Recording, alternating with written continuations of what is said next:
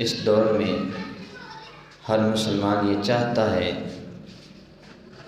کہ وہ کامیاب ہو جائے، اور صرف دنیا میں نہیں بلکہ آخرت میں بھی کامیاب ہو جائے۔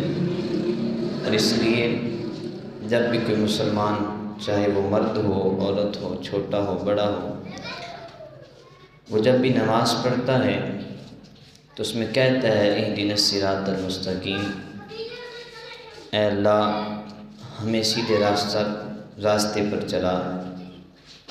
اور آگے کہتا ہے صراط الذین انعمت علیہم، کہ راستہ ان لوگوں کا جن پر تو نے انعام کیا۔ تو اب جو ہے اس آیہ کریمہ سے یہ معلوم ہوا کہ جو صراط مستقیم ہے وہ راستہ وہ ہے جن پر اللہ کے انعام یافتہ لوگ تھے۔ تو اب یہاں سوال یہ بھی پیدا ہوتا ہے کہ اللہ تعالیٰ کے انعام یافتہ لوگ کون ہیں؟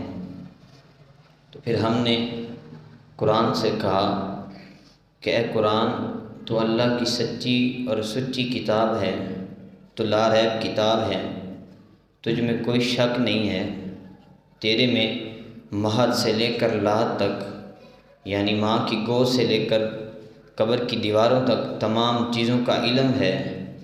یہ تو بتا کہ جو اللہ کے انعام یافتہ لوگ ہیں وہ کون ہیں؟ تو پھر قرآن بولا، وہ کہنے لگا الذین انعم اللہ علیہم من النبیین والصدیقین والشہداء والصالحین، کہ اے سوال کرنے والے سن کہ جو اللہ کے نیک بندے ہیں، وہ جن پر اللہ نے انعام کیا ہے، وہ نبی ہیں، وہ صدیقین ہیں، وہ شہداء ہیں اور صالحین ہیں۔